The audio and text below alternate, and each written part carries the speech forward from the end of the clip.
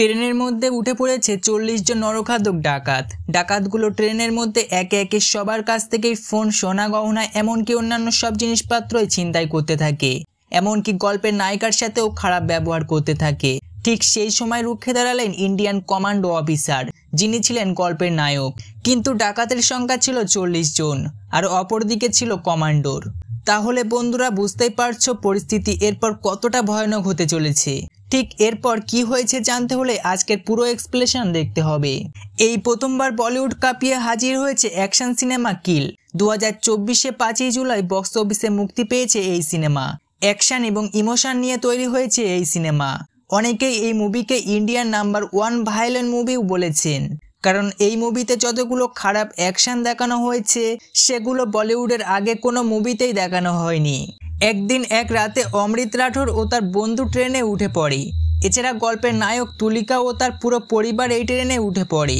কিন্তু দুর্ভাগ্যবশত নায়িকার পরিবার ডাকাত দলের কাছে শিকার হয়, আর তাদেরকেই বাঁচাতে নায়ক ও তার বন্ধু রুখে দাঁড়ায় ডাকাতের বিরুদ্ধে।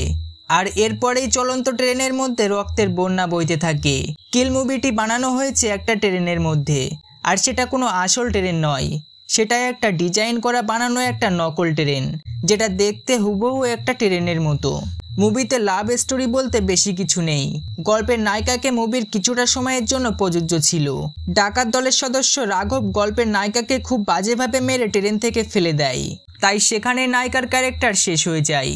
আর রাঘবের ক্যারেক্টারটা ছিল পুরাই আগুন। তার এরকম অভিনয়ের জন্য মুভিটি দেখার ইচ্ছাটা দ্বিগুণ বেড়ে যাবে।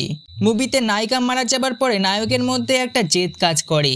সে ঠিক করেই নেয় ডাকাতের সবাইকে সে মেরে ফেলবে। এরপর একে একে শুরু হয় রক্তের লীলা খেলা। ট্রেনের মধ্যে শুরু হয় কাটাকাটি, খুন খারাপি, আর সেই অ্যাকশনগুলো দেখলে আপনার গায়ের লোম পর্যন্ত শিউরে উঠবে। মুভির একটা পর্যায়ে দেখা যায় নায়ক সবাইকে মেরে ট্রেনের মধ্যে টাঙিয়ে দিয়েছে, যেটা দেখতে ছিল পুরাই আগুন। আপনি যদি অ্যাকশন সিনেমা পছন্দ করেন তাহলে এটি আপনার জন্য পারফেক্ট সিনেমা। আর কে কে এই সিনেমা দেখে ফেলেছেন এবং তোমাদের কাছে এই সিনেমার অভিনয় অ্যাকশন কেমন লেগেছে অবশ্যই কমেন্ট করে জানাবেন। আর এই সিনেমা যদি পুরো ফুল এক্সপ্লেনেশন দেখতে চান তাহলেও কমেন্ট করে জানাবেন।